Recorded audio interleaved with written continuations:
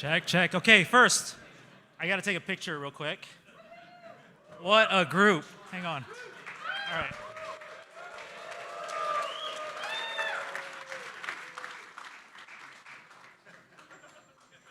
All right, everyone's looking sharp, and then one on the board, right? All right, cheese. 1, 2, 3. There we go. I could do a selfie too, but let's not.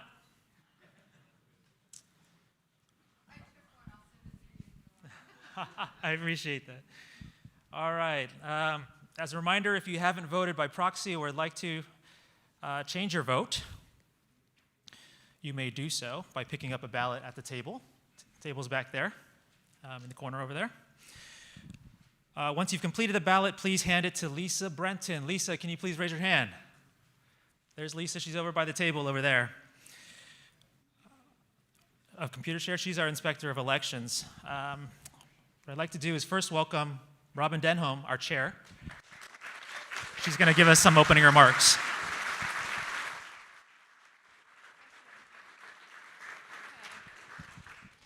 Thanks, Jonathan, and welcome and good afternoon to everybody joining us here live in the auditorium here, but also online, so thank you. Following the formal part of the presentation, or some might say the more normal or boring part of the presentation, Elon will join us to actually go through a presentation as well, which I'm sure all of you are looking forward to. In addition, I'd like to thank and note several people that are in the audience. Our board is in the audience, or many members of the board are here. And I'd also like to mention the number of executives from Tesla are also here in the room as well. I'm sorry. I promised myself I would not do that today. And finally, Kevin Healy from PricewaterhouseCoopers is here. Tesla's independent auditor is in the room today. So after the voting, as I said, Elon will give a presentation about Tesla and answer questions. So the Q&A is always a highlight of the stockholders meeting. But I would like to start today's meeting by thanking you, our investors, our shareholders, for the tremendous support that you've given Tesla, not just over the last 12 months, but also over the last many years. Without you, the progress that we're making as a company towards the mission of moving the world towards sustainable energy would not have happened. When you're changing the world, and many industries in the process, you need to have a certain amount of intestinal fortitude as an investor. And when I speak to many of you, our shareholders, you have that in spades. So thank you.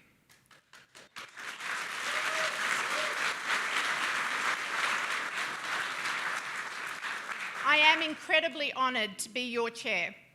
And when I sit back and look at what the company has achieved, in particular over the last year, with GAAP profitability for the second half of 2018, and over 245,000 vehicles delivered, 245,000. 5 years ago, that would have just been a dream. And also, over 1 gigawatt hour of energy storage deployed in 2018. Breaking ground in Shanghai, and many, many other achievements. I also take stock at this time of year to think about what we've achieved together over the last 5 years and over the last 15 years, that many of you have been part of that journey as well. It's truly astonishing what the company has achieved. It's also easy to lose sight of that on a day-to-day basis. There are many highlights to come, and the opportunity ahead of us as a company over the next 5, 10, and 15 years is immense. And I want to thank you all for being resilient shareholders and look forward to speaking to many more of you in the months and years to come. I also want to take this opportunity to thank 2 of our fabulous board members who are actually not standing for re-election today. They are Brad Buss and Linda Johnson-Rice.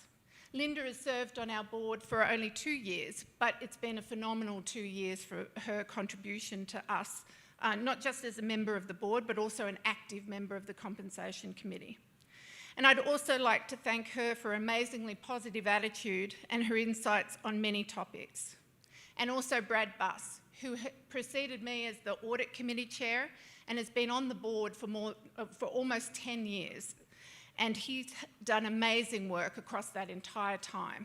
His contributions to the board have been many, and I can't list them all today, but it's been awesome to work with him, and we will miss them both. And so now I'd like to reintroduce Jonathan Chang to go through the formal part of today's meeting. Thank you.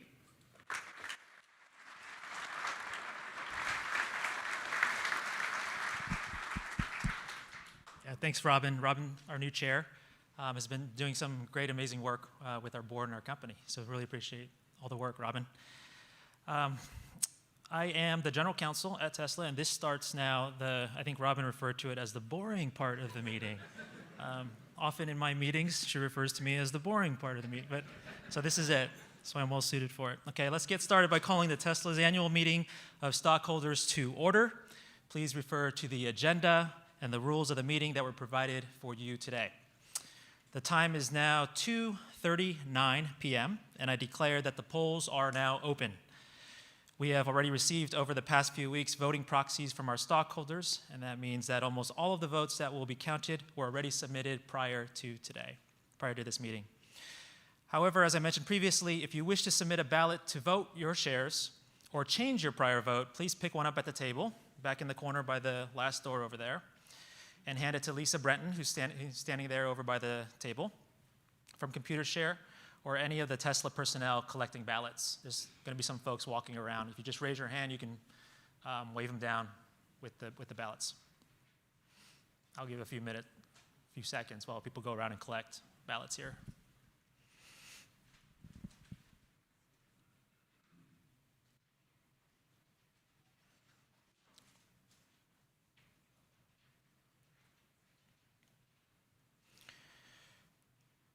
Tesla's board of directors has appointed Lisa Brenton of Computershare to serve as inspector of election for this meeting. Lisa has taken and signed an oath as the inspector of election. Thanks, Lisa. Computershare has certified that starting on April 30th, 2019, the proxy materials or a notice of internet availability of the proxy materials were mailed or provided to all Tesla stockholders of record as of April 15th, 2019. We have a majority of the outstanding shares represented at the meeting, so I declare that there is a quorum present and that we may proceed with the meeting. The items on the agenda are as follows. The first proposal, the election of 2 Class 3 directors, Ira Ehrenpreis and Kathleen Wilson-Thompson, to serve for a term of 3 years, or if Proposal 5 of our agenda is approved, 2 years. Proposal 2, to approve Tesla's 2019 Equity Incentive Plan. Proposal 3, to approve Tesla's 2019 Employee Stock Purchase Plan. Proposal 4, to approve and adopt amendments to Tesla's Certificate of Incorporation and bylaws to eliminate applicable supermajority voting requirements. Proposal 5, to approve and adopt an amendment to Tesla's Certificate of Incorporation to reduce the term length for directors. Proposal 6, to ratify the appointment of PricewaterhouseCoopers LLP as Tesla's independent registered public accounting firm for the 2019 fiscal year. Tesla's board has recommended that our stockholders vote for each of those director nominees and for each of those proposals that I just listed above. We have also received 2 stockholder proposals as described in our proxy statement. The first stockholder proposal is an advisory vote to recommend that Tesla establish a public policy committee. Our board has recommended that our stockholders vote against this stockholder proposal. This stockholder proposal is proposed by Mr. Jing Zhao, who is present today. He's here present with his proposal. Mr. Zhao, can you please identify yourself? Yes. Oh, he's up in the mic. Okay. Hi. Yeah. Please, Mr. Zhao, Yeah. you have 3 minutes to present your proposal. Thank you very much. And good afternoon, fellow shareholders. I will make it very simple because today is too hot. So I want everybody enjoy the meeting. Just 1 minute. Shareholder proposal number 7. Resolved, shareholders recommend that Tesla establish a public policy committee to oversee the company's policies, including human rights, environmental, domestic governmental regulation, foreign affairs, and international relations affecting the company's business. And I especially thank you, fellow shareholders, voted for my shareholder proposal last year for independent chairman. That's 16%. I expect you to vote for my proposal today. Again, thank you very much. Thank you, Mr. Zhao. I would like to remind our stockholders that Tesla's board has prepared a statement in opposition of this proposal, which appears in our proxy statement. Finally, we have also received a stockholder proposal for an advisory vote regarding simple majority voting provisions as described in our proxy statement. Our board has recommended that our stockholders vote against this proposal. This stockholder proposal is proposed by Mr. James McRitchie, who is represented here again by Mr. Jing Zhao to present this proposal. Mr. Zhao, you have 3 minutes. Thank you very much. Just 1 minute. Okay. The same thing before. Proposal number 8, simple majority vote. Resolved. Tesla shareholders request that our board take each step necessary so that each voting requirement in our charter and bylaws that calls for greater than simple majority vote be eliminated and replaced by a requirement for majority of the votes cast for and against the applicable proposals or a simple majority in compliance with the applicable laws. Thank you very much. I make it very simple. Enjoy. Great, thank you, Mr. Zhao. I would like to remind our stockholders that Tesla's board has prepared a statement in opposition of this proposal, which appears in our proxy statement. Are there any proxies remaining in the audience that have not been submitted? Keep your hands up and folks will come around and collect those ballots. Please submit them now if you want them to be counted. No.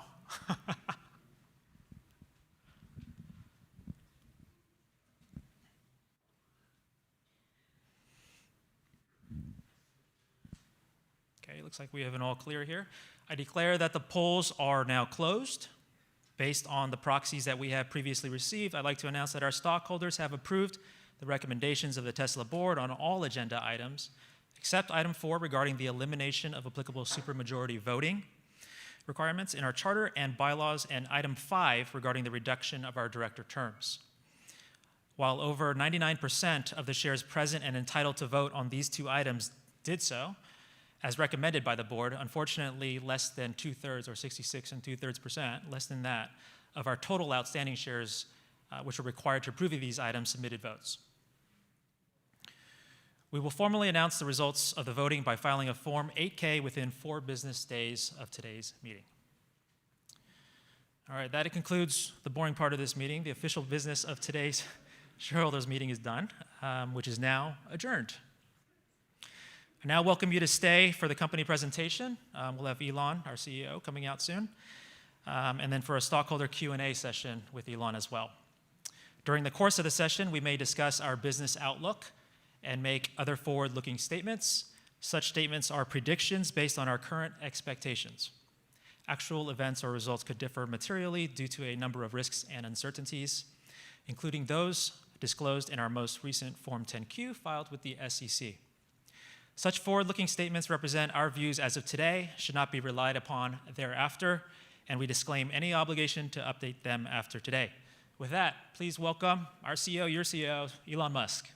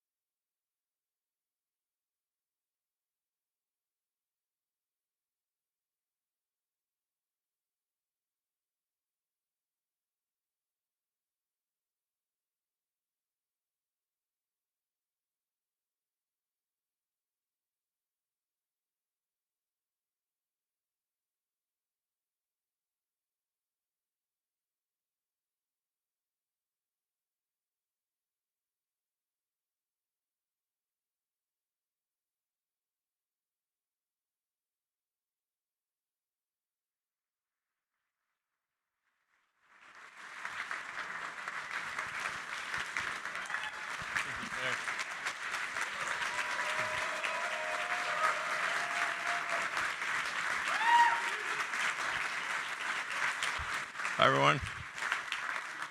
Hello. Hey, thanks for coming. So, yeah, I think we've got a lot of interesting news. I think it's going to be, very, well received. It's been, a hell of a year, but a lot of good things are happening, and I think it's worth going over those things. So, Model 3, last 4 quarters is actually outselling all competitors combined in the US. So all of them.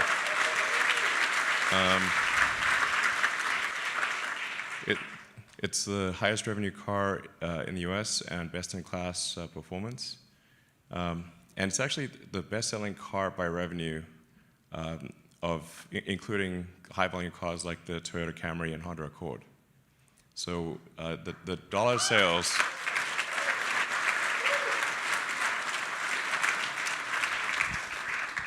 Yeah, I think most people aren't aware of this, but we're about the 4th best-selling by numbers, but the highest selling by revenue over the past year of any car in the U.S.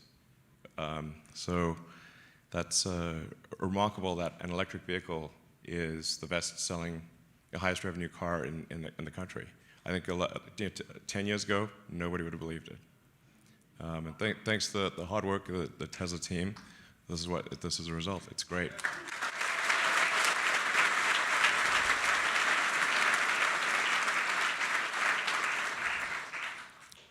And as I said, in class, the Model 3 is outselling the Mercedes C-Class, the BMW 3 Series, the Audi A4, S4, and the Lexus combined.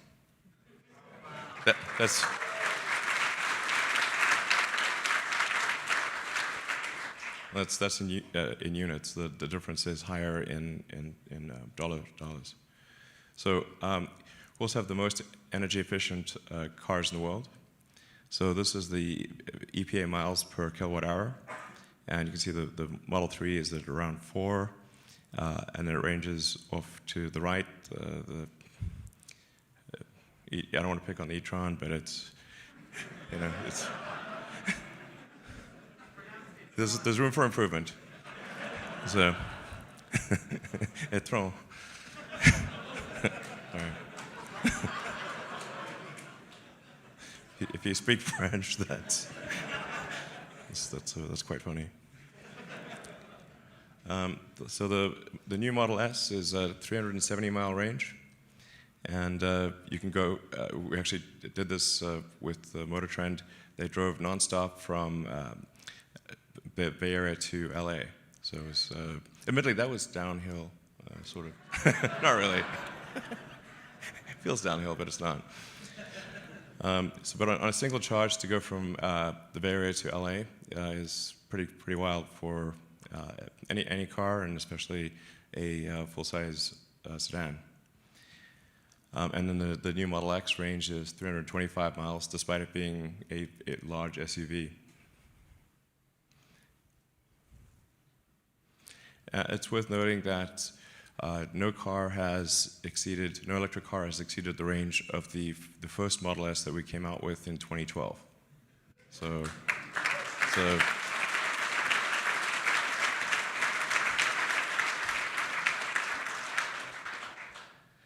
and yeah, resisting the temptation to pick on competitors, I will not do that. But it's a testament to the Tesla engineering team to be able to have made a car 7 years ago that has still not been exceeded in range, and now to have a car that's 370 miles and with steady improvements that are likely to occur over the next few years. It won't be long before we have a 400-mile range car. Yeah.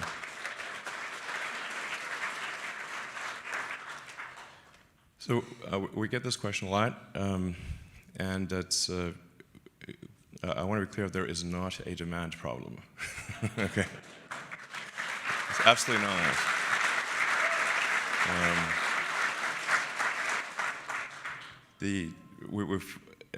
Sales have far exceeded production, and production's been pretty good. So we're actually doing well, and we have a decent shot at a record quarter. on every level. If not, it's going to be very close, but we've got a shot at a record quarter. And 90% of orders are coming from non-reservation holders, so these are our new customers. Model 3 market potential, when we see trade-ins, 63% of the trade-ins are non-premium cars, which means people are trading up to buy a Model 3.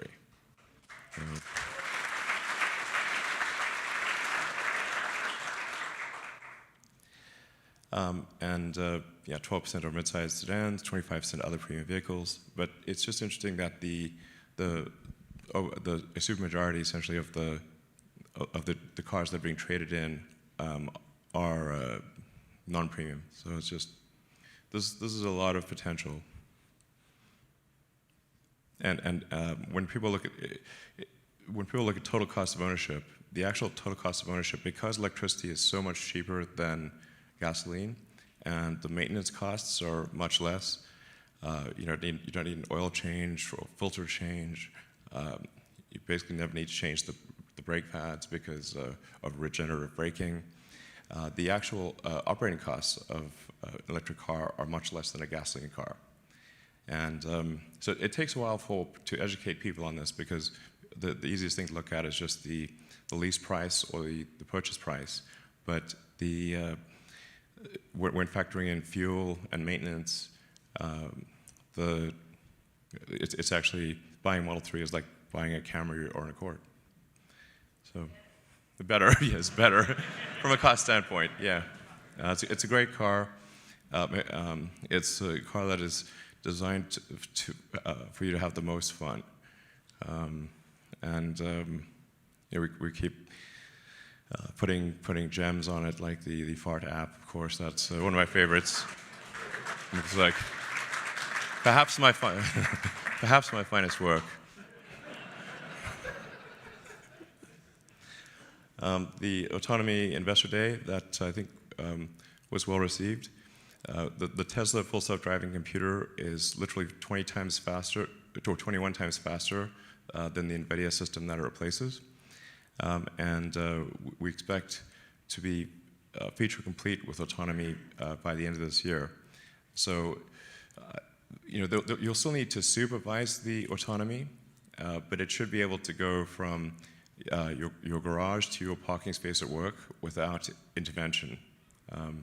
So then we'll obviously put on billions of miles of testing, and then I think probably sometime next year you'll be able to have the car be autonomous without supervision, and then sometime thereafter we'll be able to convince regulators that the autonomy is safe enough that the car could actually go around with no one in it. So, and it's really the critical elements for that are having billions of miles of testing, ultimately tens of billions of miles. So having a huge fleet, having a very powerful AI inference engine, and that's the Tesla full self-driving computer, and then having the sensors in the car that are necessary for the car to drive, like being cameras in all directions, radar, ultrasonics, a good IMU, GPS, that kind of thing. So I think we've laid the groundwork here for a fleet that essentially every car made since October 16 is capable of full autonomy, in our view, with a replacement of the computer alone. So you just need to switch out the computer. Like a lot of people were puzzled as to how could I say that we would have like, 1 million robotaxis by the end of next year. And it's if you sum up the vehicles made since October 16 and essentially switch out the computers for the ones that were made after the full self-driving computer a few months ago, we will have 1 million cars that are capable of self-driving. We'll still need regulatory approval, but the capability will be there. And this massively increases the value of the car. So, in fact, I think it's basically financially insane to buy anything except an electric car that is upgradable to autonomy. It's just nuts. You can see one country after another is putting dates on banning gasoline and diesel cars, and the environmental pressure to move away from fossil fuels is getting stronger and stronger.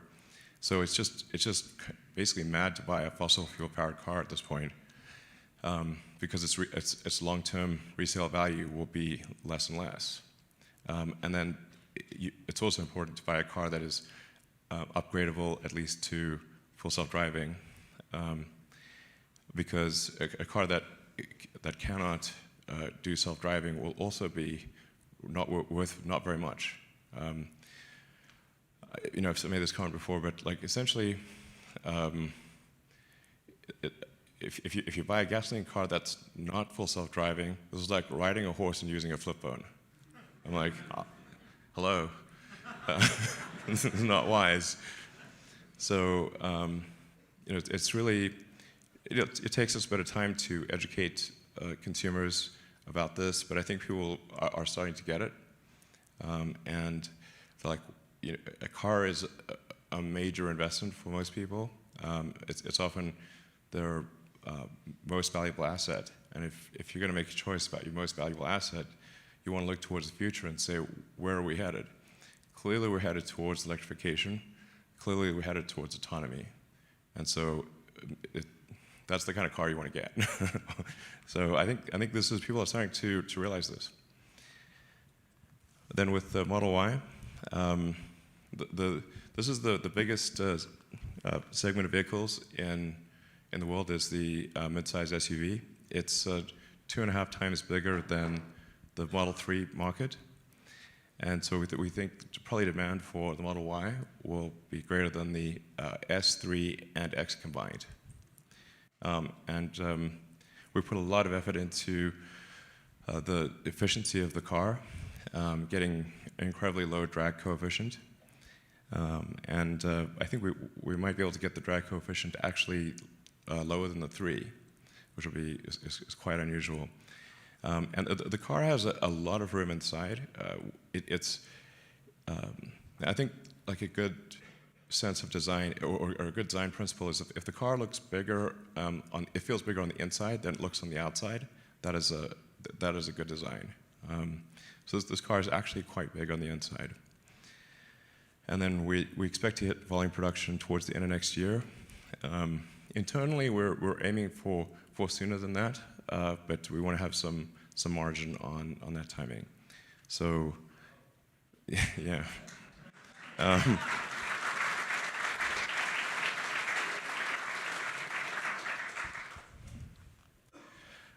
still find it crazy that we have this Gigafactory. That used to be just rocks, rocks and bushes. I remember, so it was JV and Drew. Hey guys. Actually, you guys want to come up and join for a sec? Yeah.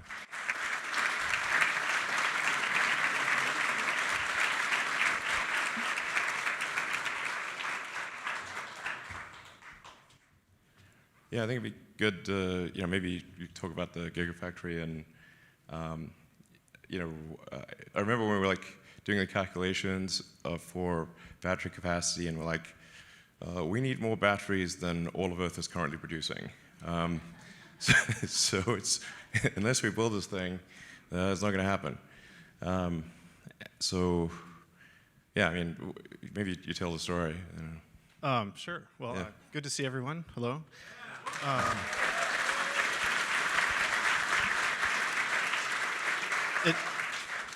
It was a pretty crazy story, and Elon and I were just talking about it recently, and it's sort of amazing how some really simple kind of napkin math could lead to such a kind of outrageous, result. I mean, as you just said, we basically did the quick math and looked at, okay, we're going to build, so many 100,000 cars per year and this many kilowatt hours per car, therefore, 35 gigawatt hours of cells per year. Well, that's a huge number, and it was actually more than the entire world was producing for all applications, cell phones, computers, cars, everything, just a few years before that. So that was what kind of shocked us and said, wow, this isn't going to work unless we build an entire new facility to solve this ourselves. Yeah, if we're probably not going to get all the battery factories in the world, so therefore we better build this. Yeah, I mean, the crazy thing is this was basically, I think, 5 slides, and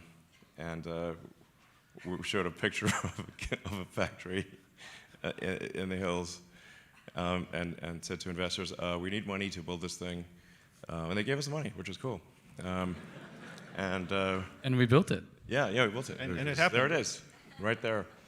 It's really giant, and it's getting bigger. So, we have about 35 gigawatt hours of capacity potential at Giga right now, and then we're about sort of 70 or 80% of that capacity has been realized. So, I think there was a bit of confusion earlier this year because Panasonic said there was 35, and there's technically yes, but it's not 35 at max capacity yet. But it will be, probably, I don't know, end of this year or next, or early next. So, and then it's also lowest cost per kilowatt hour.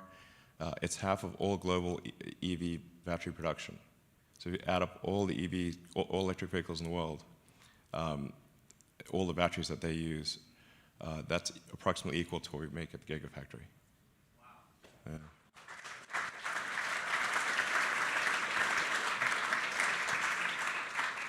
And maybe just a quick shout out to the whole team out there and the team that's made that happen. I mean, it's been such an epic project. I mean, as you said, starting with dirt, literally dirt in the desert, to now the biggest battery factory in the world, and it took thousands and thousands of people to do it.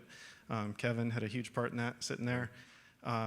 So yeah, it's pretty amazing watching that happen, and I feel super proud to be part of that team. Yeah. It was a... yeah.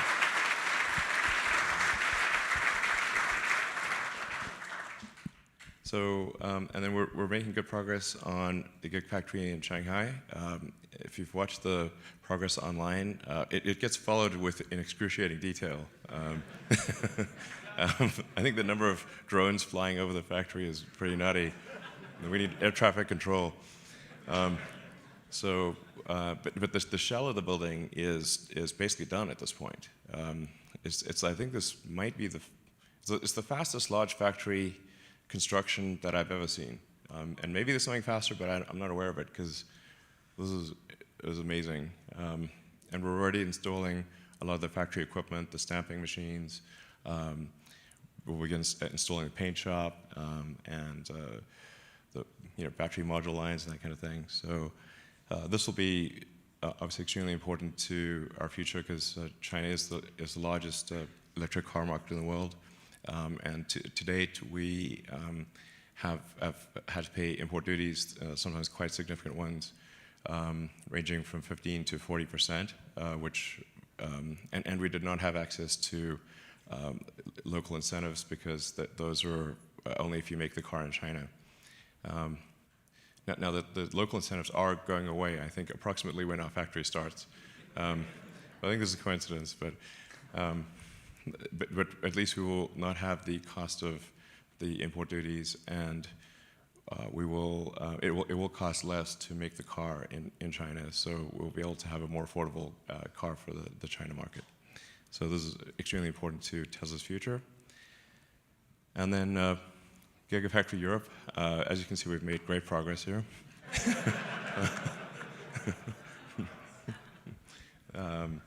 We just put this picture in like literally 5 minutes ago. This is deep planning here. This is not the actual place that it will be. This is a generic picture of Europe. People are going to try and reverse engineer exactly where that picture yeah, is. I'm sure people can figure it out. Beautiful scene. Yeah, lovely. Factory there. I think it may be near Hamburg or something. But we're still looking at what the right place is to put Gigafactory Europe. Hopefully we'll make that decision towards the end of this year. And it obviously makes sense to have a car factory at least on each continent. This is a wise move. We'll continue to expand, I think, our activity in the US, but having to not pay tariffs and have a really long delivery chain and high transport costs will make the cars a lot more affordable to people in Europe and in China. So yeah, we're looking forward to making a decision on this, hopefully towards the end of this year. And then Tesla Energy, we're looking at probably at least doubling energy storage growth for Powerwall and Powerpack compared to 2018. Internally, we have a bigger goal than that, but I think we can at least double it. So it would be at least sort of on the order of 2, maybe approaching 3 gigawatt hours. And we're installing the solar roof in 8 states. We're about to complete version 3 of the solar roof. So this is actually quite a hard technology problem to have an integrated solar panel or solar cell with a roof tile and have it look good and last for 30 years. Like roofs have to last a long time. So it is the amount of testing that one has to do and do accelerated life testing to say how can we predict how this will perform if we just spend 6 months of testing and project that out to 30 years. So it's quite a hard problem, and then making it easy to install, getting the costs low. But I'm really excited about version 3 of Solar Roof, and I don't really overconfident on this, but I think that we have a shot at being equal to a comp shingle roof plus someone's utility costs, or being maybe lower than that. So that's like one of the cheapest roofs available. So you can have potentially a great roof with better economics than a normal, fairly cheap roof and your utility bill. So if you can have like basically a better product at a lower price, that is obviously will take off like crazy. So, but it is a hard problem to solve. Like many other companies have tried to solve this problem and they have not succeeded. But I think I'm feeling pretty good about this. You guys want to say anything about that? Or? I would just say that the team is super motivated by that goal, and we think we can achieve it, and we are laser focused on achieving it. Yeah, actually, I've had a number of meetings with Drew. We're like, bang the table, damn it, we've got to achieve this. It can be done. It can be done. Intention, intelligence, and invention. Yeah. Make it happen.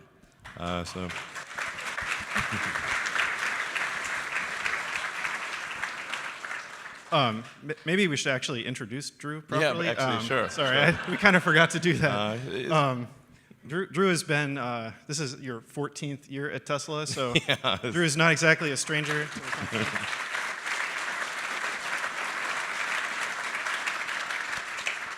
So Drew joined my team when it was a tiny, tiny team. There were like 5 or 10 of us or something, a couple years after the company got started. And he's been kind of, my right-hand person, involved in almost every key initiative that I've done at the company through that whole tenure, and I think you're super amazing.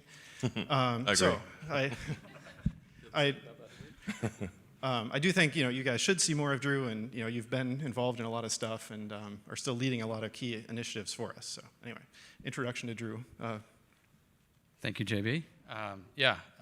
Super glad to be here, talk about a lot of our core technology areas that we've been focused on over the years, and just thanks for introducing me, JB. Yeah. You're welcome. Yeah.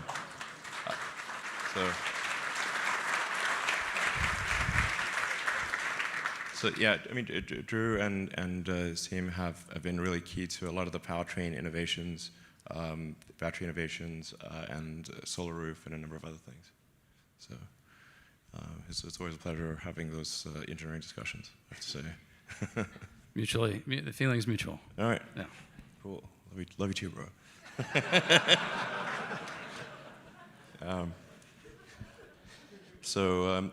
We got the version 3 Supercharger. It was actually like the scope of technology that is advancing at Tesla is really massive on many fronts. So as I mentioned, we've got version 3 of the solar roof coming out soon. We've got version 3 of the supercharger that's being deployed around the world. And this is a 75 miles in 5 minutes capability at 250 kilowatt system. I'm sure a lot of you have used the superchargers before, and they've typically been anywhere from 75 kilowatts to, if you've used one recently, you might have gone up to 140 kilowatts. But that's the version 2, and then version 3 is 250 kilowatts. And when 250 kilowatts are charging a really efficient car, the miles per minute is super good. And in fact, I think there was recently a test where I'm not sure who it was, but tested like what car could charge the most number of miles in half an hour. It was the Model 3. So yeah. So.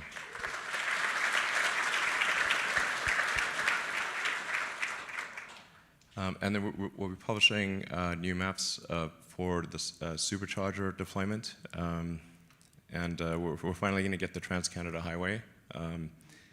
And for example, and then we're going to get Alaska too. So yeah, this map doesn't even include all of the locations. But really, like the two critical factors we've found for sales in any given region, and they're really obvious actually, are is there a service center within reasonable distance, and are there superchargers on all the routes that you'd like to take? You don't want to have like 80% of the routes, because then like, geez, well, what about that one trip that you can't do now? So you really want to have superchargers, and service centers are the absolute key to sales. And really, we can map our sales to, like, basically people are just like sensible. They're like, okay, you need to service your car, and you need to be able to travel conveniently on long distance routes. And so wherever we've got that, our sales are good. We also have to have good consumer financing and make sure pricing is competitive. But it's as soon as people see that, they buy the cars. It's pretty straightforward. Yeah, and so we'll be expanding the supercharger network quite substantially over time, and also enabling Tesla to use other high-speed charging networks. So you have like adapters for that. And the key is, like, when you buy a car, you're buying freedom to travel, and so you must have the superchargers, you must have high-speed charging. And then if the car breaks, it must be fixed quickly. I'm actually really excited about our mobile service. So we have mobile service vans that will come fix your car as soon as it breaks down. It actually will immediately send a note to Tesla Mobile Service, and will be on its way to fix the car. And so we're actually we trialed it in the Bay Area, and now I've extended it to the LA area and a number of others for tire repair. So we'll just come, the van will arrive, give you a new tire in half an hour, and you're on your way. It's like, it makes a huge difference. So that's, and we're adding things like bumper repair and minor collision repair. So, if I look at the things that most trouble customers, it's like things like collision repair taking an eternity, and then a third-party body shop charging an arm and a leg after taking an eternity. So we're moving a lot of the body repair in-house at Tesla, and then even providing it on mobile service. And we just did our first bumper replacement from mobile service van. So like typically collision repair can take weeks or months. In this case, it took less than an hour. Yeah. So.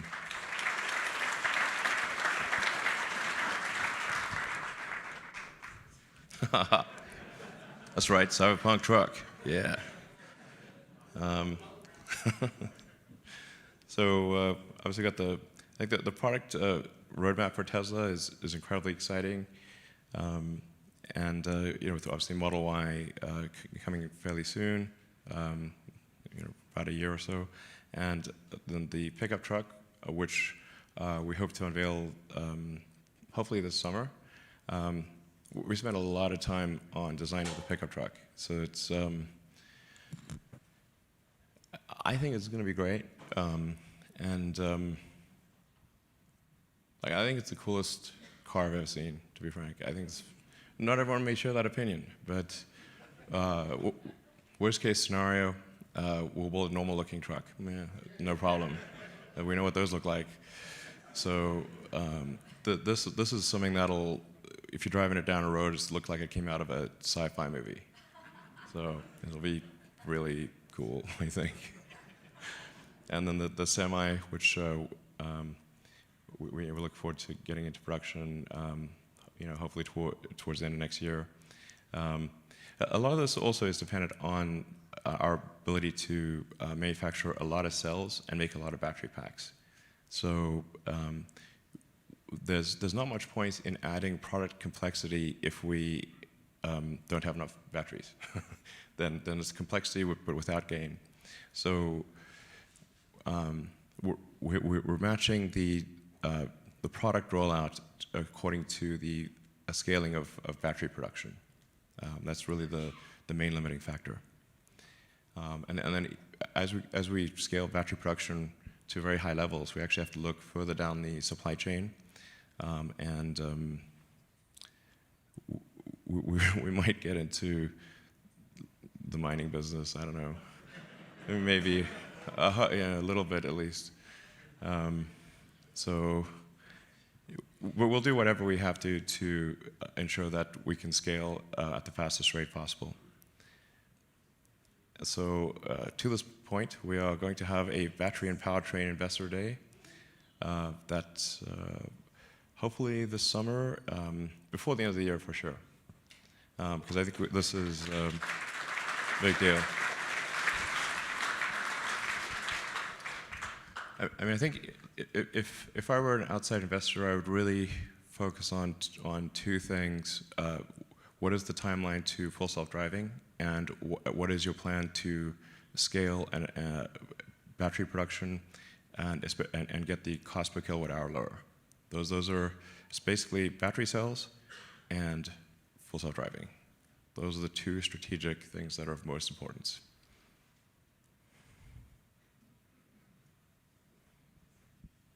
Haha, exactly. So these are questions that were asked online and then upvoted. They're actually really smart questions. Been really impressed with I think it's a say.com or say something, say anything. Yeah, so this is a key question: is we've got to scale battery production and match that to vehicle demand.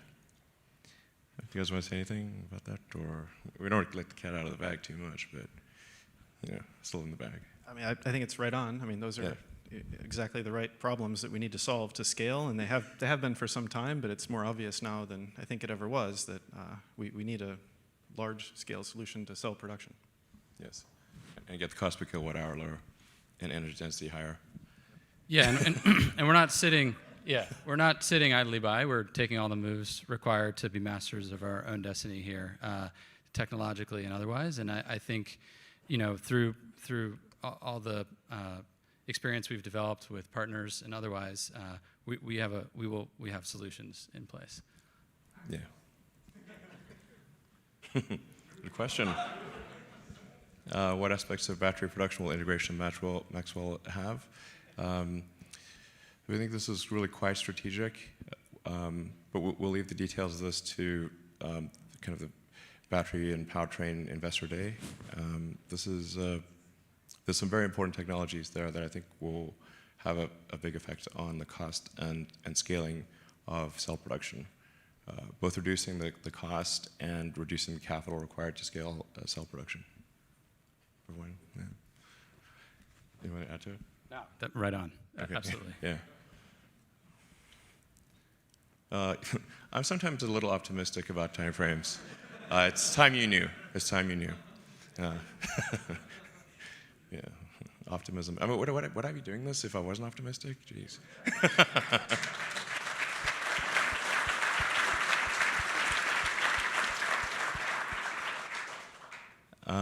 So I think we do actually have Advanced Summit out in early access right now, and we're making steady improvements to it. It's close to being amazing. It's not quite there, but it's close. There's a lot of complexity in parking lots, turns out. So it would be very easy if you were like on open ground and you summon the car and it just drive to you. That's no problem. But if you've got to navigate through a parking lot and you're effectively going through a maze with a lot of obstacles and people moving and cars moving, that's quite tricky. But it's close to being magical. So if I feel good about this going to wide release, fairly soon. Yeah. So, yeah. I mean, you want it to be good. I mean, that's the exactly. simplest answer. It's got to be awesome. It's got to be awesome and super safe. So, they can't be. We don't want to like run anyone over, or that would be bad. So, it's tricky. Like if you make the car really sensitive, then it just goes paranoid and then doesn't move. And then you don't want to make it too aggressive. That's bad too. So really the threshold is it more convenient to summon your car or walk to your car? And if it's more convenient to walk to your car, summon is not that useful. So it has to move reasonably fast, certainly faster than you could just walk there. Then status of Tesla insurance, we're pretty close to being able to release that. We have a small acquisition that we need to complete, and a bit of software to write, but it won't be long before we release that. Yes, pickup truck event probably sometime towards the end of summer would be my guess. We're trying to create something here that is really new and not just derivative of all the other vehicles on the road. That when we try to create something new, and it's not just basically a copy of the form factor of everything else, but you still want it to be great. It's very hard. This is a very hard thing. And our goal here is to have something that's more functional than an F-150, which is a great truck, and top-selling vehicle in the U.S.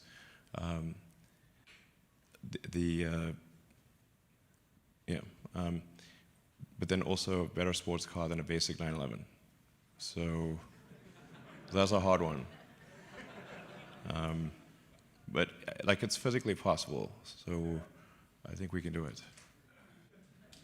Yeah.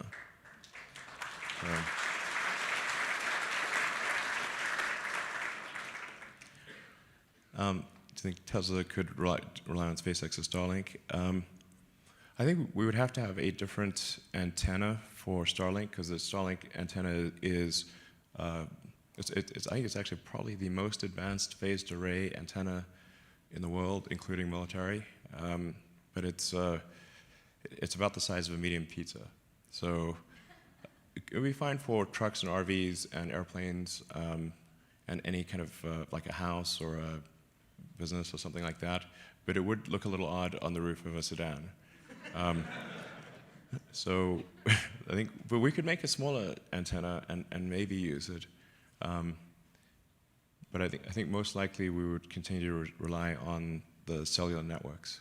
The value of Starlink, the main value of Starlink, is providing low latency, high bandwidth access to sparse and moderately sparse like relatively low density areas. So we like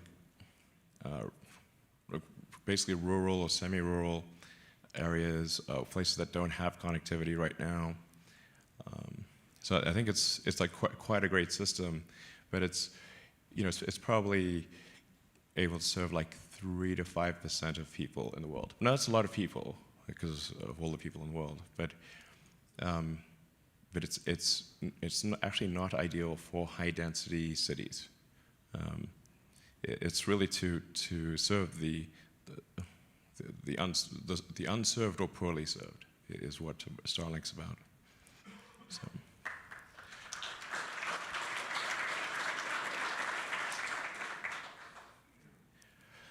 We're going to have tiny wipers. I think actually probably just applying some hydrophobic coatings will most likely solve this problem. So we had this issue with the front radar, where if you can accumulate ice and snow on the front, and then the radar can be obscured. But if we apply just a thin hydrophobic coating, sort of water repellent coating, then that usually solves the problem. So probably something like that. Or we'll just let you know, please clean the snow off the camera.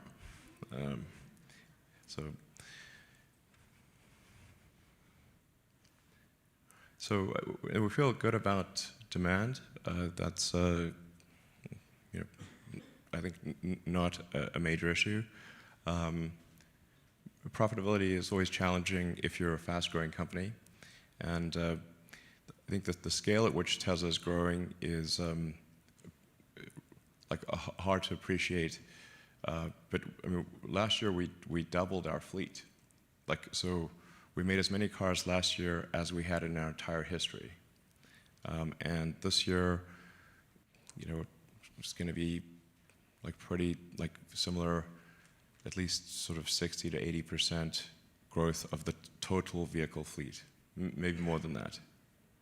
So it's hard to be profitable with that level of growth. We could slow down, but then that would not be good for sustainability and the cause of electric vehicles and solar and storage and all that. So,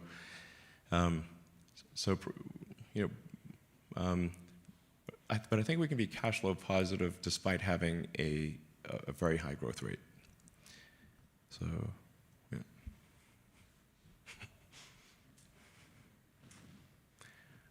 And then, what about an update for rideshare? I guess so we could kind of practice a rideshare fleet with people, and then that would be good for figuring out things for the robotaxi fleet in the future. So I mean, this might make sense. I mean, we'll probably do something like this. Probably makes sense. Yeah, sort of a supervised robotaxi.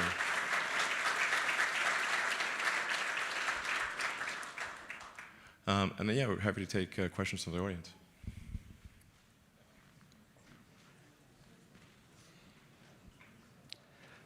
Wow. Okay. Yeah.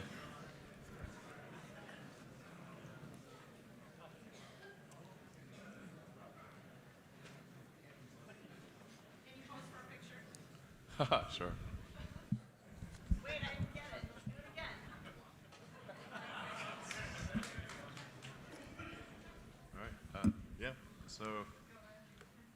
Not sure which side we're starting with, but I don't know, the right side? Sure. Thanks for taking my question. My name is Brian Campbell. I've been a shareholder of Tesla for a couple of years now. I try to buy more shares as often as I can afford to. I really believe in this company, its product, its mission, its leadership. I feel privileged to be able to cast my lot in with you. And I want to thank you and the whole Tesla team for all of your hard work and dedication. My question pertains to Tesla Energy. I've read several analyses concluding that significant hurdles along the path towards sustainable energy is transmission of electricity over long distances, since renewable energy production and capacity is concentrated in certain regions.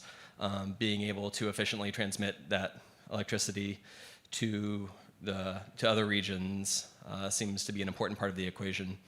I was hoping that you might share some of your thoughts about this part of the equation, and if it might make sense for Tesla to someday get involved in electricity transmission. Thank you. Yeah, well, I think a big part of the value of solar roof or retrofit solar on the roofs of houses and businesses and whatnot is that so you can have localized power generation. And then if you have a battery storage, that's also very helpful for stabilizing the grid. So you can sort of overproduce energy during the day and then release it at night, and actually use the Powerwalls and power packs as a massive network for grid stabilization and for providing energy, essentially flowing it back into the grid.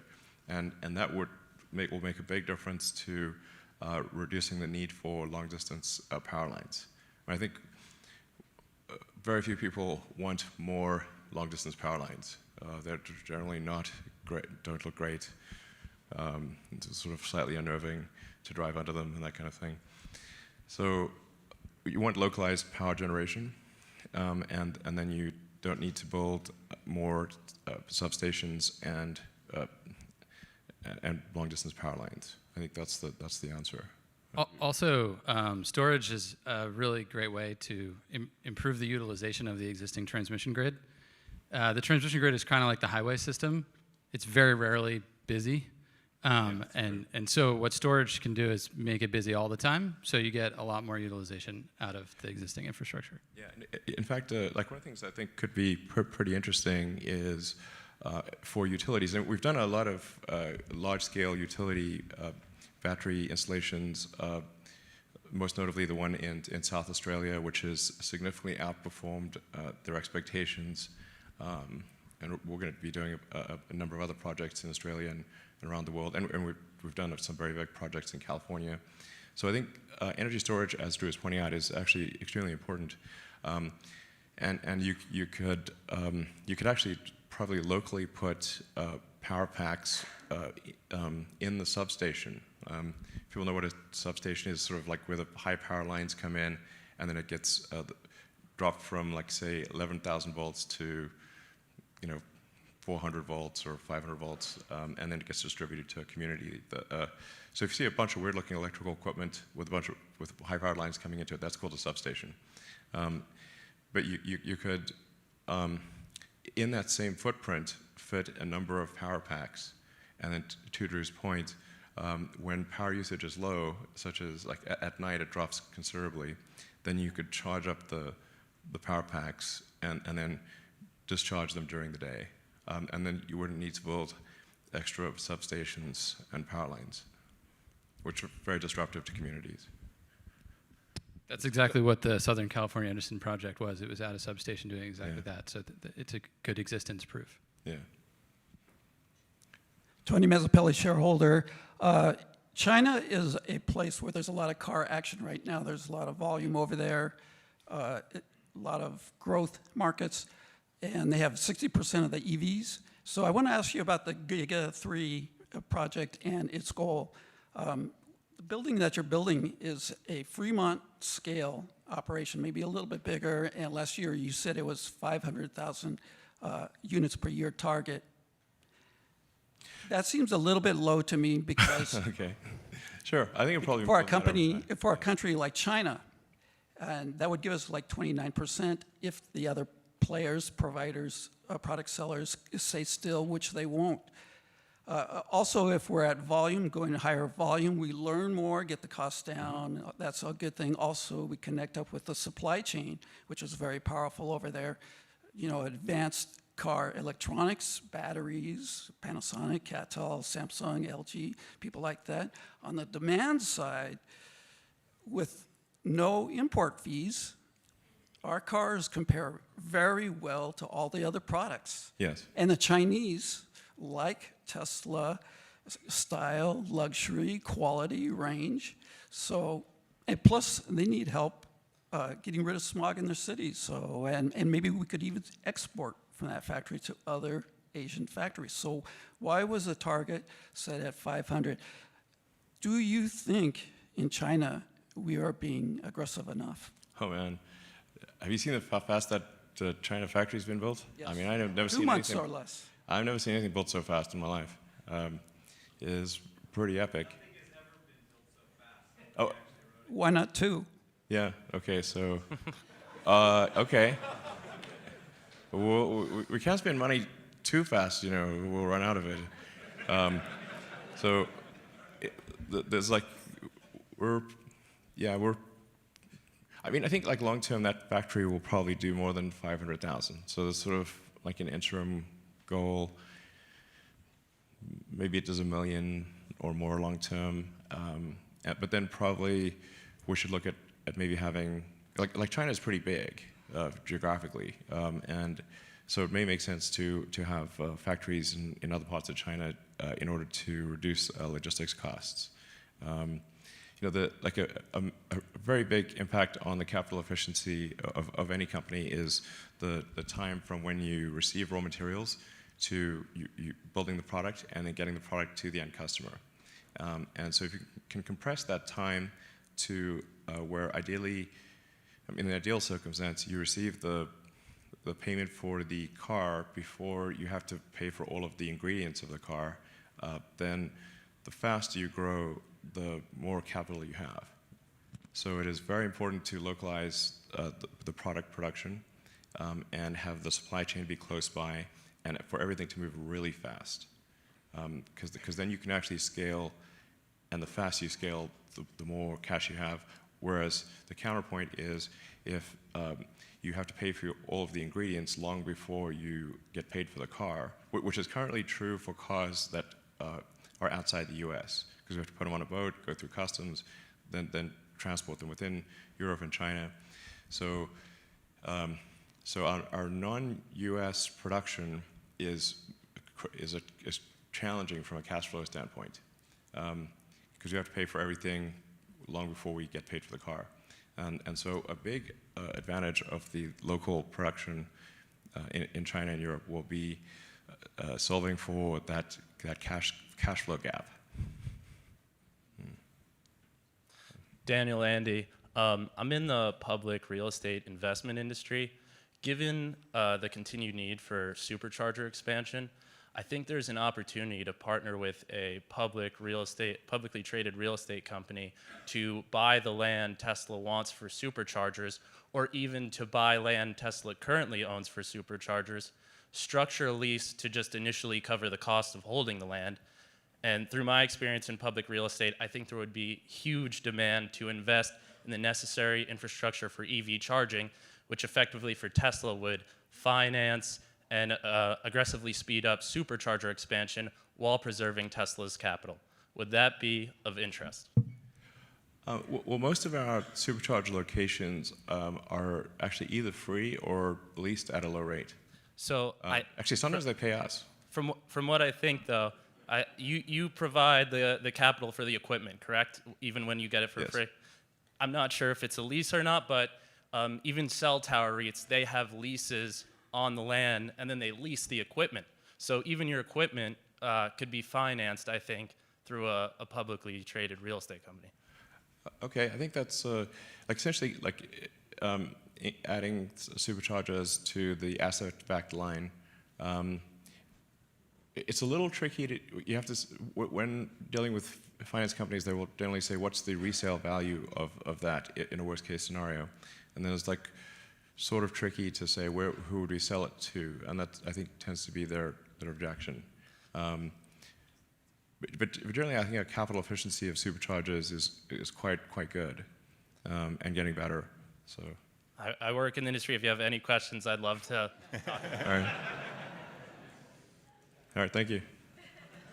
Hi, my name's Dennis McAvoy, and I've been a happy Model 3 and Model S owner since 2012. I believe I'm representative of the vast majority of Tesla owners who are super happy with the company and the product. and we think that the next car we're going to get is going to be another Tesla. But that's not what we read in the mainstream media. Yeah. You know, if that was your only source of information on Tesla, you'd think it was shoddy quality, cars that spontaneously combust, Yeah. and that It is nutty. and that the company is on the verge of bankruptcy. And, Right. and we know that's not true, but This is not true. it's not true, but Yes. I think it's hurting Tesla because I have intelligent friends that are holding off purchasing Tesla cars because of their concern about the future of the company. Yeah. So the company's done a fantastic job at solving the big issues that confronted them in manufacturing and engineering. And my question is, what's the plan to put more energy behind the marketing communications and take this issue head on so that the true great American success story gets told? Yeah.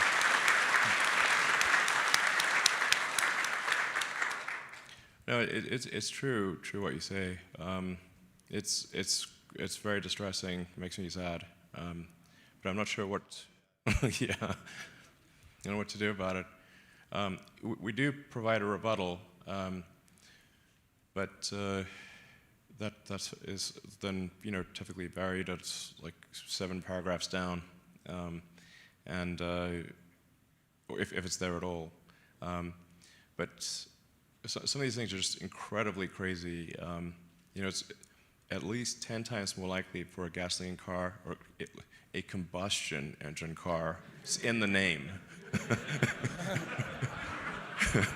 I mean, come on. It has highly flammable fluid. It's designed to burn. There's about 200,000 gasoline car fires per year in the U.S. alone.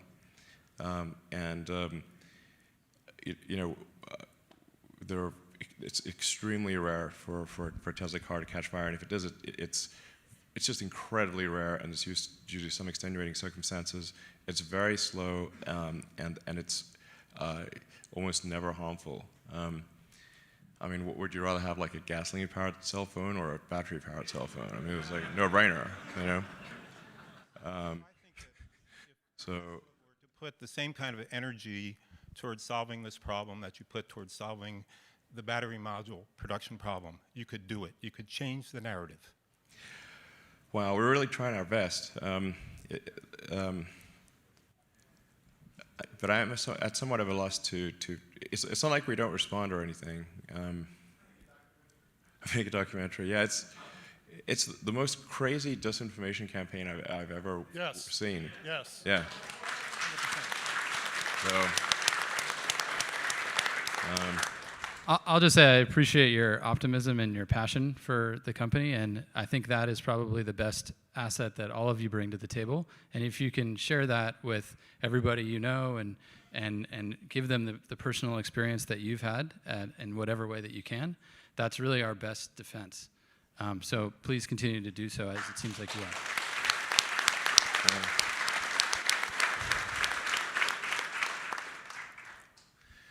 Yeah, I think like safety especially. I mean, it is paramount for us. It's like the absolute primary thing is to maximize the safety of the car.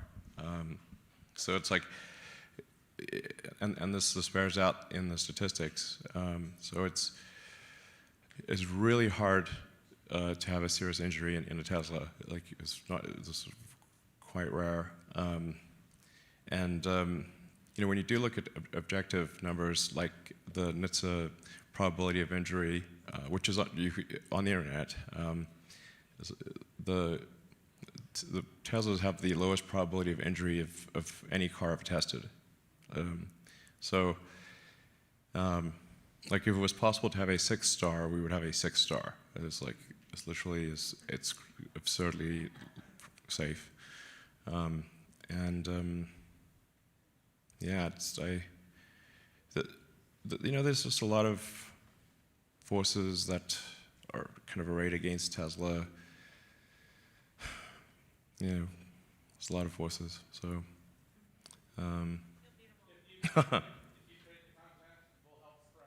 Okay, sounds good. Yeah. We'll give you the information, and then you can sort of spread it around. I mean, the reason our sales are good is really because of you guys, and it's sort of customer testimonies and referral is the key to our sales. That's why it's good. So.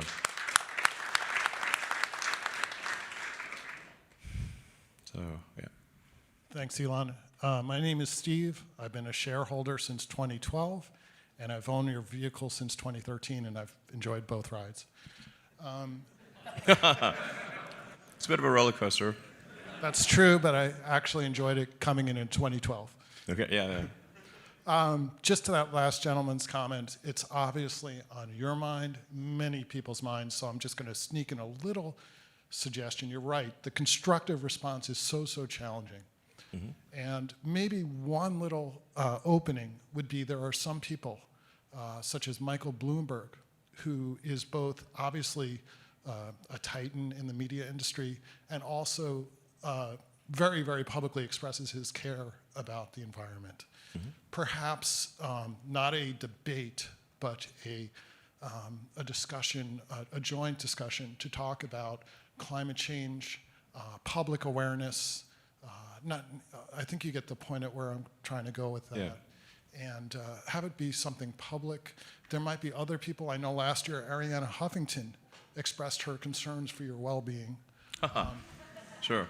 I think your well-being Yeah. would be best served if people, I think really the biggest issue with the media, and I shouldn't say issue, the biggest challenge is there doesn't seem to be anybody in the media who's pointing out what other parties in the media are doing.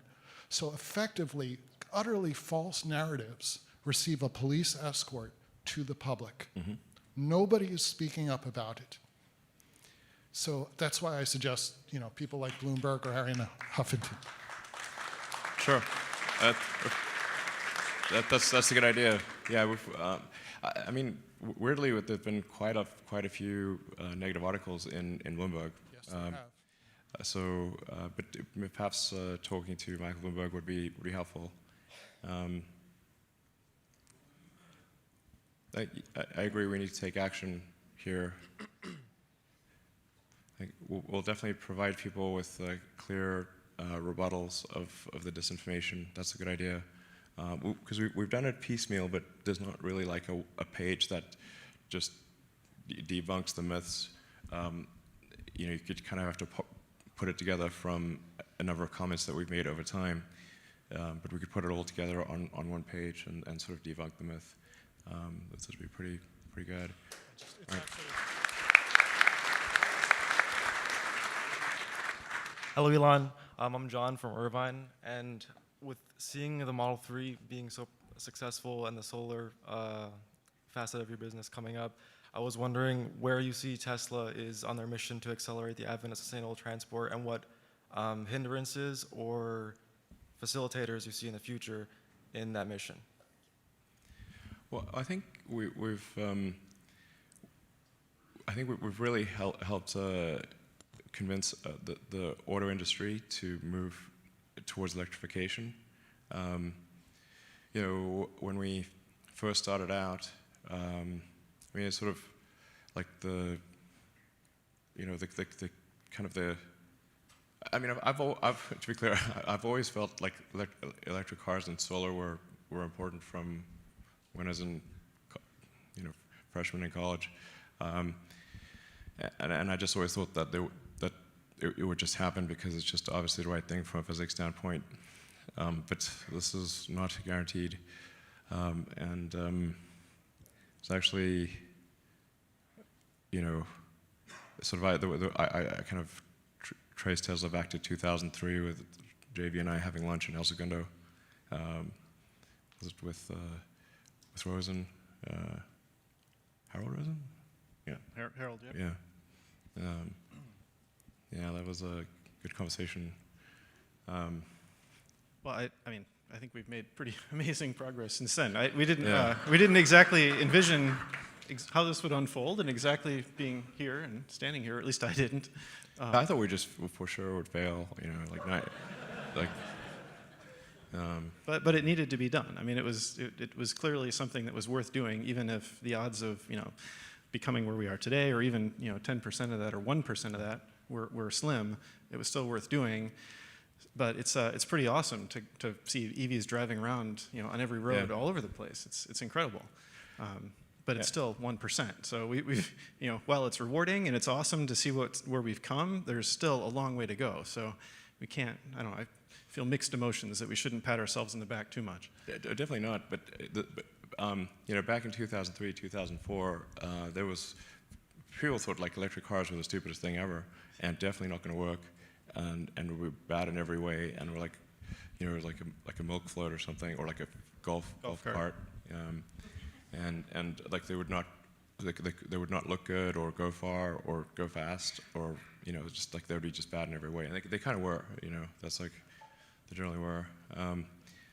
So the like the number of times we sort of talk about the media situation today, which is very negative, but it's pretty much always been negative. Actually, this is unchanged from 2003, and I mean, way back. You can go way back, like 15 years, and it's just like, oh, Tesla's the dumbest thing ever, or it's never going to succeed. And then it's like, well, I do think there's a good chance we won't succeed, but it's worth trying. All right, thank you. And now there's, I think almost every car company has announced electric cars, and some have announced that all of their cars will go electric, sometime in the next decade. This is a good thing.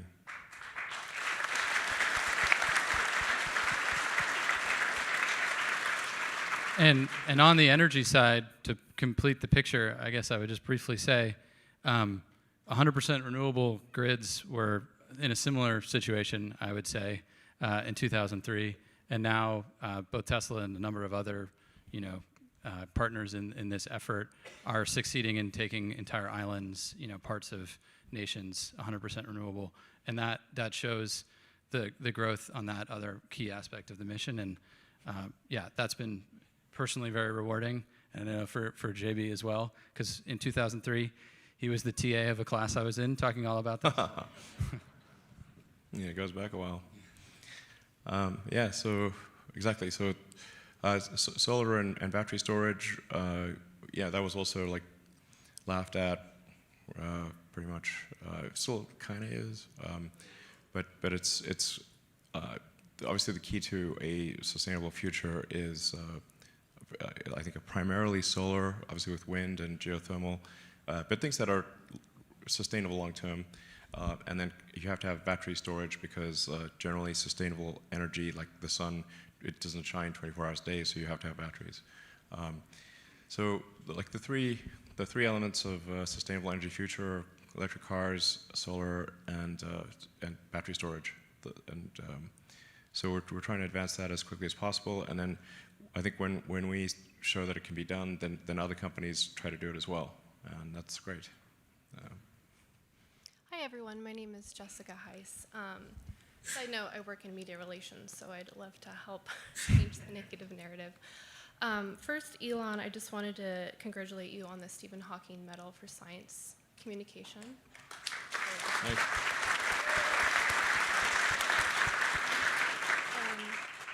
My question for you is, as a horse owner, I'm wondering what the towing capacity for the truck. Sure. I didn't mean to insult horses earlier, by the way. No, it's fine. Horses are cool.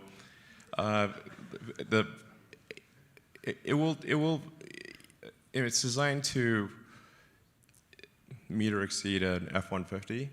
So if an F-150 can tow it, then the Tesla pickup truck should be able to do it. Thank you. Thank you. So Elon, we're at about 90 minutes. Do you want to take one more question from each side? Yeah, we can do a few more questions. Okay. That's fine. Hi, Elon. My name is Caleb Elston. I recently got my Model 3, and I'm happy it has hardware 3 in it. So I watched the Investor Day for Autonomy, and you talked a lot about the FSD chip, the neural network, but you didn't talk much about the gap between Navigate on Autopilot today to the end of 2019 I was wondering if you could geek out a little bit on where we're going to go from now till December, January, February, feature-wise. Is that already running in your cars, like the demo, and we're going to cherry pick it? Or what gives you the confidence that feature complete, not hands-off, but feature complete is possible? And what can you excite us a little bit about what that's going to be like? Thank you. Yeah, I mean, when I drive like the latest development version of the software, it can take me from my house to the office, but there are interventions at times, so it doesn't perfectly deal with every intersection, or every turn, I think it's possible to, like, one could obviously just game the system and just make it perfect for a particular route, but then that's just going to work on that route, and then if that route changes or there's construction, then it won't work. So it's very hard to come up with a general solution. So when one reads about these other self-driving car companies, the issue is that they have very specific solutions, but they're brittle. They rely on very high resolution maps, a lot of LiDARs, a high precision, like really expensive GPS and inertial measurement, but even then it's just not a general solution. And if they go off the route that they're used to, they don't work. So so when we release something, we're releasing it to 500,000 cars, and all over the world, and so it has to be a general solution. So then our progress may appear slower than it actually is, relative to others that are developing self-driving technology. But in fact, I think it is quite a lot more advanced, because any element that we release is a general solution. There's also like a plateau that you will reach taking the alternative approach that just having experienced with the team a lot of the work ahead of the investor day, like the trajectory is crazy, especially with the advanced compute capability that we have. So that's my personal comment on it, I guess. Yeah. And we learn a lot of, in terms of like what should we train the neural net to do. And then once we discover, okay, we need to train it to, we need a net that's going to like really effectively recognize curves, for example. And previously we trained the net on free space. So it's like, now free space is just anything you can drive on that's not going to destroy the car. But this is not comfortable if you're just driving on like dirt, or the car just drives over the grass. And like technically yes, but this is going to be disturbing. So we like road edge and curb are two training nets that we are developing right now, to say this is independent of drivable free space. So you want to know what drivable free space is for an emergency. So if you need to go on the shoulder of the road to avoid something, then okay, free space is important. But then you also need to know where does true road space end, because it's undesirable to go past true road space. And then especially for parking lots and tight corners, just recognizing curbs. These like little details, they're very important. Yeah, so, but I mean, I have most of this working in like the development version that's on my car. I have actually 2 dev branches, one for enhanced summon and one for full self-driving, and 2 different cars. But it would not be good to release that to the general public, I think, quite yet. Thank you. All right. Hi Elon, hi JB, Tesla team and Tesla board. Huge fan. Best wishes and lots of love from India. Oh, thank you. Let me guess. You guys have a great team and you guys are the problem solvers. Thanks for persevering all the way through the financial, intellectual, business problems. And Elon, now you are such a visionary and a leader. Thank you so much. It puts a smile on my face when I hear Gwen Shotwell point out to Mars as it's the fixer-upper of a planet. You have instilled those values into your employees and every fanboy out there. Thank you so much for all that. And to ask a question, what do you ask this team which has put a roadster up in freaking space, right? So yeah, actually, I'm out of questions on that part. So then I thought to myself, any questions? No. And I've always felt bad for Nikola Tesla, who has been a great inventor of our time. And for a genius that he has been, he was always constrained by funds to run his experiments. And as a result, world lost so much more. Did history repeat itself? I don't know, maybe. But it's up to us not to repeat the same mistakes and fund this Tesla, this time, to make impossible a reality. As Uncle Ben rightly said, with great power comes great responsibility. People and organizations with excellent balance sheets, you have the power to invest and make a difference, and hence you have the responsibility to do so. It's time big companies unite when it comes to welfare of the planet and sustainability of the generations to come. And speaking of great companies, who knows better than Berkshire Hathaway of picking a great company? As the market paradigm has now shifted from buying profitable companies to buying companies who are innovating and changing the world for the better, I request Berkshire management to consider investing in Tesla for the long term. Why? Because you want insurance, they have it. You want automobiles, they have it. Electrification, they have it. Utility, they have it. Robotaxis, they have it. What do you want? They have it. So, and because there has never been a better opportunity for the world, and there has never been a better buy price for Tesla in 2019 than right now. Lastly, congratulations to all the Tesla shareholders in advance, who sooner or later going to be part owners of this multi-trillion dollar behemoth. And to Elon and team, thank you so very much from all of us and the future generations who will want to thank you and your team for all the great work you did, you do, and you will do. Cheers. Oh, thanks. Cool. Thank you. Much appreciated.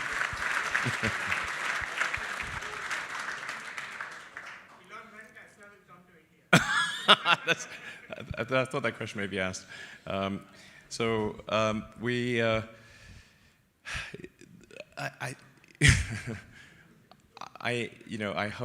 hope soon that there's the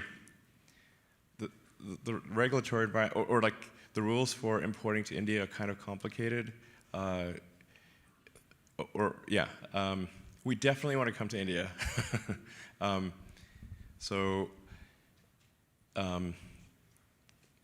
But there are like complicated rules around like the tariffs for importing, and then what you're allowed to do as for sales and service,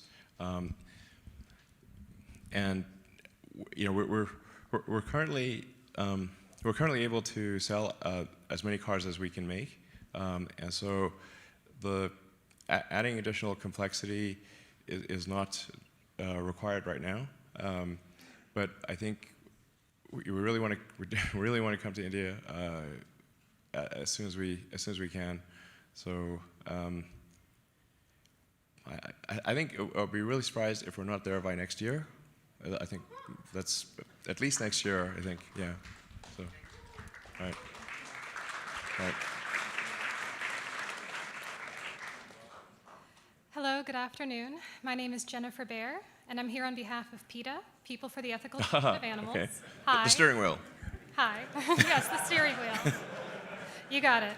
So during last year's annual shareholder meeting, you assured us that the Model Y, quote, would not have any leather in it, including in the steering wheel, if it does have a steering wheel, end quote. We have tried confirming this privately, but have been met with silence, and the website does not specify. It's also our understanding that all current Tesla models come standard with a leather steering wheel and need to be special ordered to be vegan. That's true, currently. As you know, the United Nations reports that animal agriculture, which includes the leather industry, is responsible for more greenhouse gas emissions than all of the world's transportation combined. The Higg Index has found that in terms of water scarcity, climate change... Okay, I got it. I totally agree.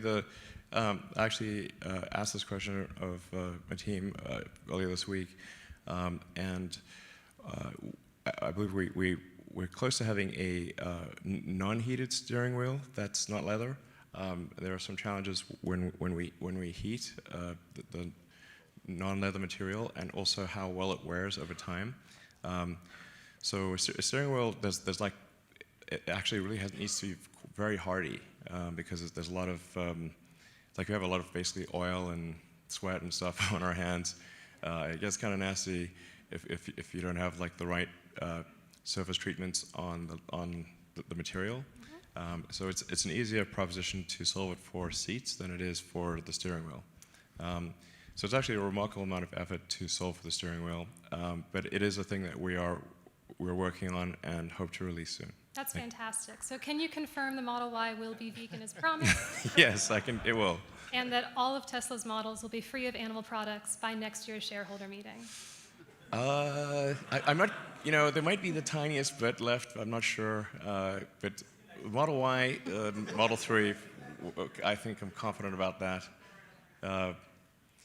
We have a lot of things to solve, but I think we can for sure the Model Y and the Model 3 soon, and then you can also special order for the S and X. Thank you very much. Thank you.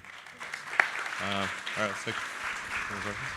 Yeah, hi, I'm Dan Houck. I just have a quick question, and that is, you've expressed your frustration. I think we're all frustrated with the media narrative around Tesla, and you've expressed your frustration in refuting some of the false information out there. There's another alternative to that, which is to proactively advertise. And my question to you is, are there any thoughts to revisiting the advertising decision? Thank you. Sure. Well, as I was saying, like currently we are selling more cars than we can make. So it is not, then spending money on advertising would make things worse financially. And then, sure, it would probably increase demand, but we're selling more cars than we can make. So that's it's not a thing that's necessary right now. And we're trying to make as many cars as possible.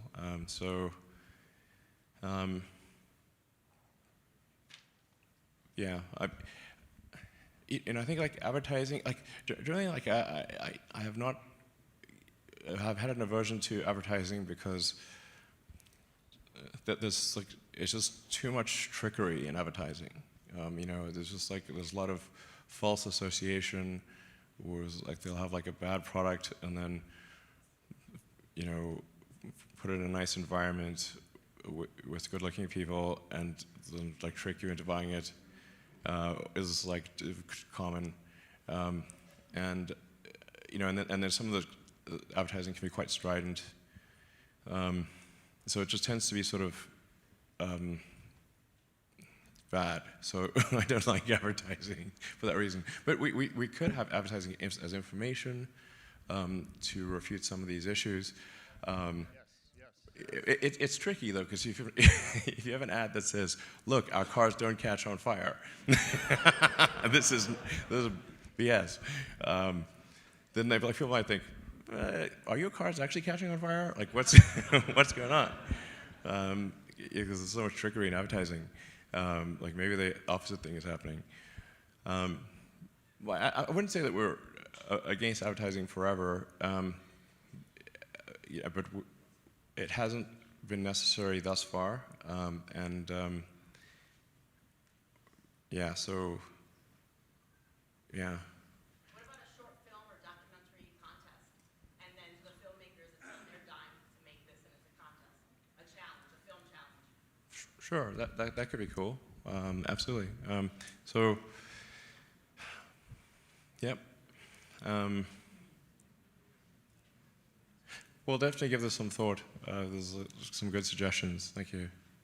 I'll do like one last question. One last question. Yeah, last question. Yeah. Hi everyone, I'm Lux Filaday. I have a really exciting question. Will Tesla make aquatic cars, and if so, when? Do you mean like a quad bike or something? What do you mean quad car? Aquatic car as in aquatic. boat or submarine that's a car. Oh, I see, okay. Do you mean a car that can go in the water, basically? On or under or both the water. It's funny you should mention that.